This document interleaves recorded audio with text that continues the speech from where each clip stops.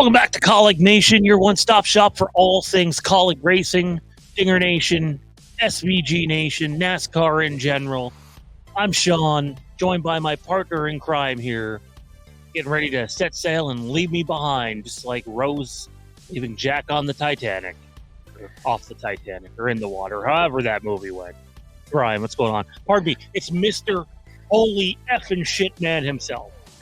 Well, I haven't been on a cruise ship in about 20 years, so let's not jinx a Jack and Rose situation, first off. But, yeah, I mean, it's going to be exciting. I'm looking forward to a Kaulig win on Friday, maybe a Kaulig win on Saturday, and then I'm setting sail on Sunday, and I'm turning my phone off and partying for a week. So I think those are pretty reasonable expectations, if you ask me, but we'll see how it plays out. There's enough room. Just tell the wife that there's enough room if you go down. Let me on too. Wow. So we had some content planned to record this week, and then a interview this morning with Chris Rice and Mike Bagley over on NASCAR Radio on Sirius. Kind of shed some light on some things we were wondering. So we are going to talk about some of those things in this video. We've been live streaming some of the races. We live streamed the Cup race at Richmond. We live streamed the Xfinity race at Michigan. And while Ryan won't be here this weekend, there's a chance that I may do a live stream on the Friday or Saturday. Just depends if I need somewhere to hide from the in-laws or not. So we'll see how that goes. But there was light shed this morning, man, on the reasoning behind AJ Allmendinger going up to the Cup Series in 2025 and the way the interview went, very much and beyond. We have also double duty for SVG this weekend. We're going to do that in the back half of this video. So SVG fans, you're getting them in the Xfinity race. You're getting them in the Cup race. Look, Daytona under the lights is as NASCAR as it gets, and you get a double dosage of it this weekend with SVG. We could be talking about an SVG win on an oval, or SVG helping push to a win on an oval. Or we could be talking about a bunch of Kaulig racing cars wrecking this weekend. It's Daytona. That's what you get. But first and foremost, man, Chris Rice, again, was on Sirius Satellite this morning. And I got to say, I thought there was some very interesting nuggets put out here during this. By the way, follow us on Twitter. There's our X, pardon me. There's our X account there, at Kaulig Nation. Give us a follow. It'd be appreciated. All right, so let's start off with this. Chris Rice basically kicked the interview off saying that he wants the Cup program to start running top 20 consistently. If they can do that, better results will come. But he also made a point of saying running 25th to 30th or worse each week is unacceptable. In my opinion, Ryan, there are some things to read into with that statement and making that statement publicly. What do you take from it? Yeah, that definitely, everything Chris has said the last month plus, has been encouraging. Last year we really were, it just seemed like they were struggling to get by. And this year I don't feel that way. I don't know if they got an influx of cash, maybe some new partners. I know we'll touch on that in a bit. Maybe they just heard the backlash and have felt the NASCAR community as a whole just kind of laugh at them. I don't really know, but it certainly seems like they have made a concerted effort to, turn that ship around, to turn their, visibility around. Like they definitely want to improve their reputation, and to improve your reputation, you got to run faster. So I definitely do read into that is that they are going to make some considerable changes. And one of those considerable changes was announced last week with AJ getting promoted back to the Cup Series. And this should help in performance. I just don't see reason why it shouldn't. We saw it last year with AJ finishing 21st in points, consistently running near the top 20 towards the end of the year, even pushing the top 15. I think AJ gives you that opportunity. And yes, I definitely feel that this is probably the nail in Daniel Hemrick's coffin as well, in terms of being in the Cup car next year, that they are going to put somebody in that car that you can't guarantee performance, but I definitely feel like they are willing to do a risk reward, take a chance on somebody that has a higher ceiling. Maybe they'll falter a little bit early on and thinking a younger driver, right? We don't know who that will be yet, but I definitely feel like they are, they're saying the right things. They're doing the right things already with AJ. Let's see if they can follow through and continue. And just to quickly, we saw this yesterday. You shared it with me. Stewart Haas Racing is officially letting go of almost 400 employees, which is terrible for the industry. But I truly hope that Kaulig has the opportunity to go in and scoop up however many, 15, 20, 25 of those people, good people. They can help make those Kaulig cars go a little bit faster and get to that top 20 goal, because truly, I think it's achievable. And if they can consistently run top 20, they are putting themselves in a chance to make the playoffs. I think when you come out and you say the things that Chris said this morning on NASCAR radio, specifically the running 25th to 30th or worse is unacceptable. That does feel like, almost a nail in the coffin to Daniel Hemrick. Dare I say that almost feels like, hey, we're not going the Ty Dillon route either unless we absolutely have to. So I'm like, for the 31 team, I'm kind of like hands are off, and it's like, who knows where this is going to go now, right? Like, I have no idea. So he goes on to say on AJ Allmendinger, going back to the Cup Series, it's what's best for the team, existing partners. He mentioned the names he mentioned specifically.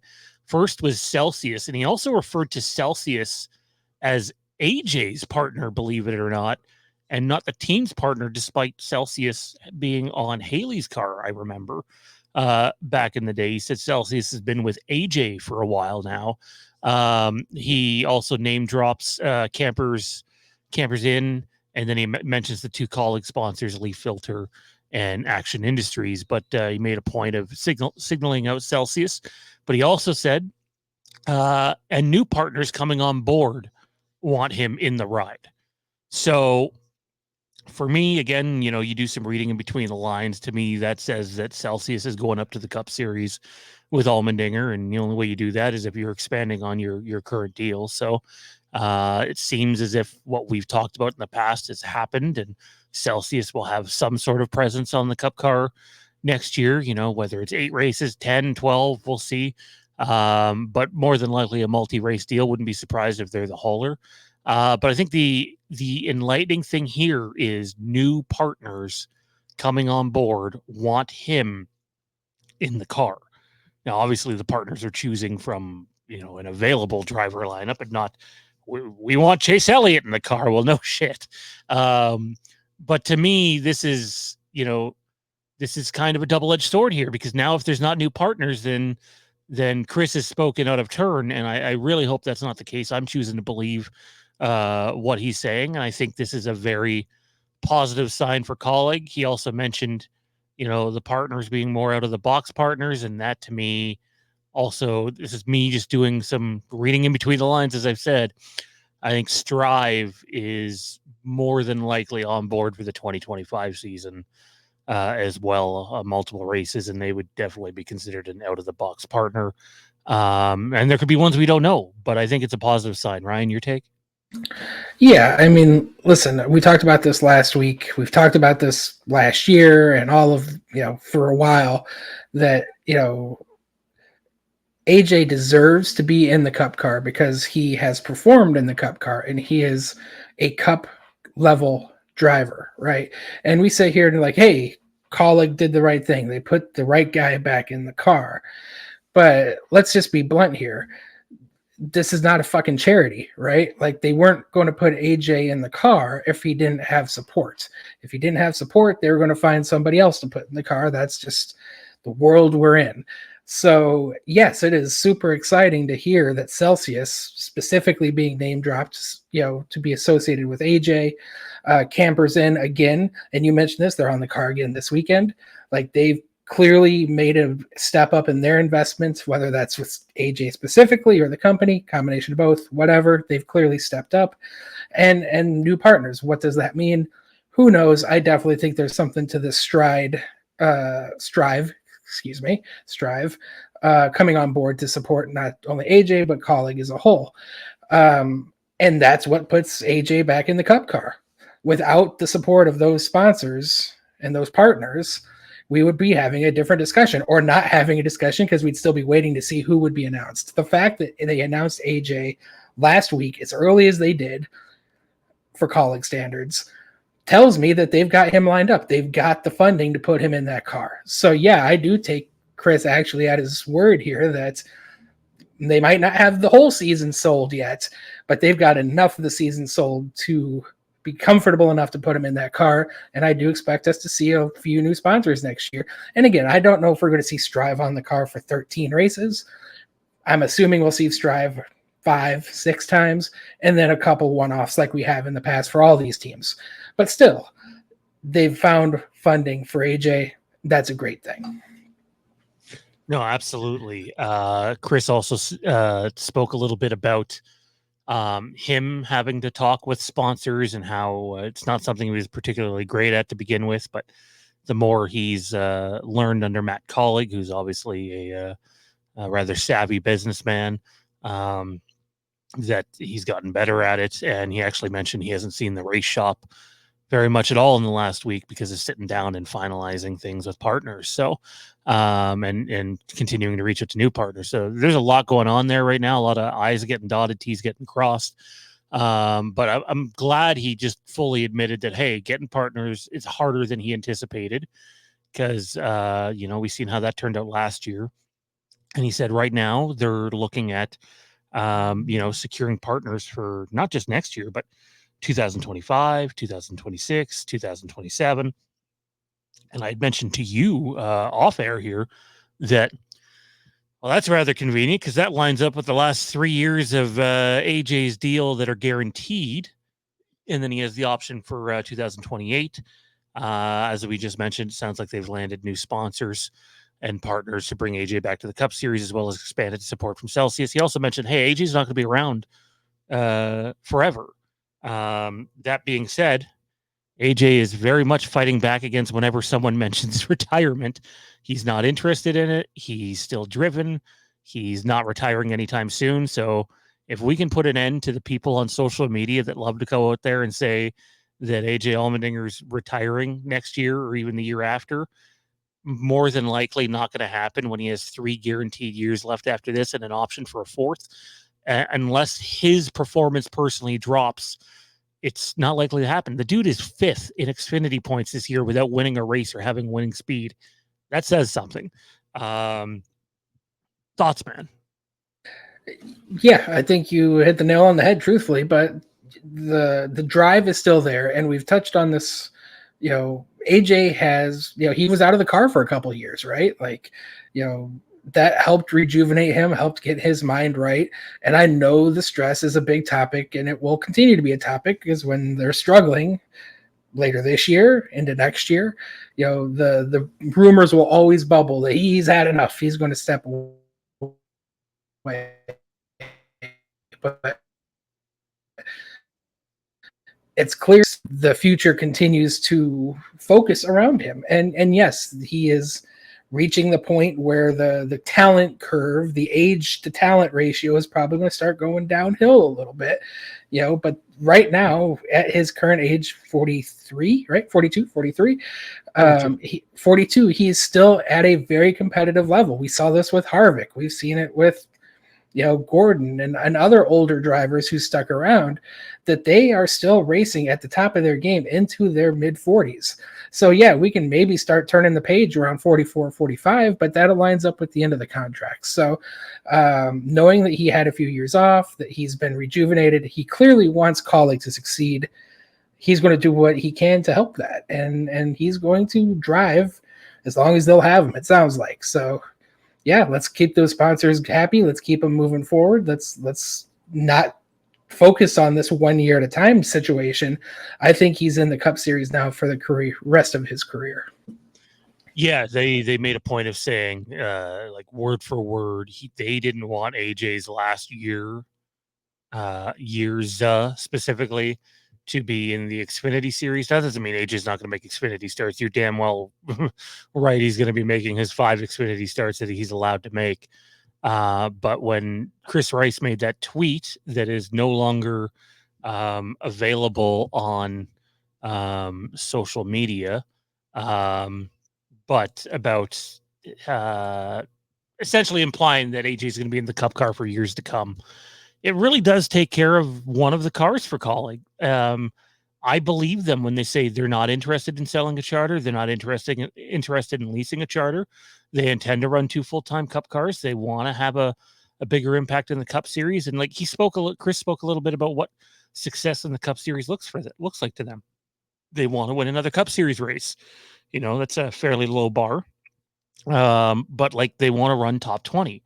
If you can run top 20 week in, week out and take advantage of the tracks that you're strongest at, you can be a playoff team. You can be a playoff team year in, year out by doing that. So we'll see what goes on with the team going forward. But yeah, good news in my opinion for AJ and Kaulig Racing, and hopefully we get some clarification on some of those things soon. SVG man, Daytona this weekend. He's not making 1 start.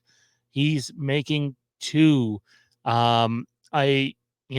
Drafting is tricky when you don't have a lot of experience at it. He's proven that he can be pushed. He can take a push in both series. So I believe if he has someone to push him, he has a chance to contend. Same with AJ. I mean, we know how good AJ is at super speedways. I sit there and go, I wish Kaulig specifically, honestly, this was a weekend where I would have said running Daniel Hemrick in a 4th car might have been a good idea in the Xfinity Series to give AJ a more experienced pusher, because I don't have the most faith in SVG or Josh Williams in terms of being able to push someone. But SVG's ability to take a push, which is still just as valuable, I think has shown this year already. And I think he has a chance to have a really big weekend this weekend.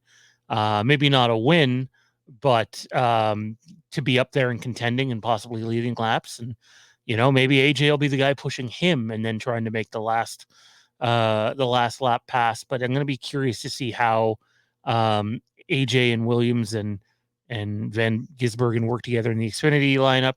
And I'm curious what SVG will be able to do in the Cup Series race this week. And I have high hopes.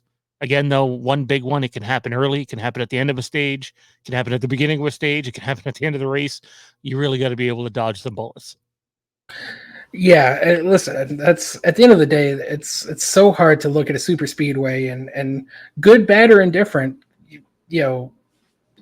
say, hey, we race well, we race poorly, because you could be running poorly, be out back, 20 cars pile up in front of you, and then all of a sudden you scoot through, and vice versa. So I don't really look at the results as an indicator of how the cars run. I'm more inclined to see, as you mentioned, how are they going to push each other? How are they in the draft? Can they, obviously handling is very important, especially at Daytona. Daytona is much more handling forward than Talladega. Are these cars handling well? My suspicion is the Kaulig, trait of a little bit more drag to help the cars handle better, but not be as good out front. Will probably continue. That seems to be a pretty consistent strategy that they employ. And that should help all of the drivers, and SVG in particular, who will need a good handling car to be successful, because Atlanta, fresh repaved, Talladega is 5 lanes wide, and pretty smooth. we're going to see if SVG where he has improved at as we get back to Daytona, because I do feel like that the first race of the year, while he did run well and finish well, he definitely struggled sucking up to the draft, staying glued to the draft. He could handle the pushes, but he couldn't push very well. I want to see improvement there. I want to see him be able to help get cars forward, because that'll only help himself. So I definitely don't anticipate them winning. Those RCR cars have got something. They're cheated up somewhere. I don't know how they found so much speed, but the RCR cars are just going to be really tough to beat. But there's no reason we can't run top 5 like we have for years at these super speedway plate tracks. I truly think if you get AJ and SVG paired up, they'll be fine. And the other thing too about Xfinity in particular, they like to get into those trains. They don't like running side by side. They don't have the skill to run side by side. So if you can work your way into a good track position somewhere in the top 10, you're pretty much guaranteed to run there the entire race. So I definitely think with AJ's experience that they'll work together to make that happen and put themselves in position. And at the end of the day, it's a super speedway. You can just fall how it falls your way. I am surprised AJ's not in the Cup race, right? We talk about this in Talladega where AJ will be in a third car. This is another race where I really thought they'd bring out the third car, because having partners really does matter at these tracks. So I definitely don't have nearly the expectations for the Cup race. Just I want him to stay clean, stay out of trouble, and bring it home. It doesn't matter really where he brings it home, as long as he can bring it home. So that's my end goal there. Gain experience, definitely if you're an SVG fan and you're wanting to see what he's learned this year, watch his in-car cam in the Cup race specifically, because that's where the bread and butter is more than likely going to be for him, regardless of which Cup car he's in next year. And we'll talk about that in another video that should come out either tomorrow or the next day. But watch how he pushes guys, because guess what? This is how drafting works. I'll give you a little bit of an insight on this. It doesn't matter if it's just in NASCAR or even on iRacing. You get someone behind you who you don't have experience with, and they don't have much experience, and say what you want for SVG, he doesn't. You end up falling into the territory of guys don't want you pushing them. Guys don't want you behind them. Guys will move out of their spot in line to go somewhere else to prevent you from possibly wrecking them. But what SVG has shown is an ability to be pushed. And I do wonder if we're going to see a lot of the 16 pushing the 97 on Saturday night. I don't know how it's going, or on Friday night, pardon me. I don't know how it's going to work on Saturday. I'm getting my days mixed up here. When we have Hemrick with SVG, not the biggest Hemrick guy, good guy, but I've not seen very much from him on super speedways that make me feel very confident in what he can do. But anyways, please like, comment, subscribe, turn notifications to all to keep up to date with all of our future content. We got a lot of fun stuff coming for you guys here on the channel. We really appreciate the support. From Ryan, I'm Sean. Keep a smile on that face, and we'll see you in the next video.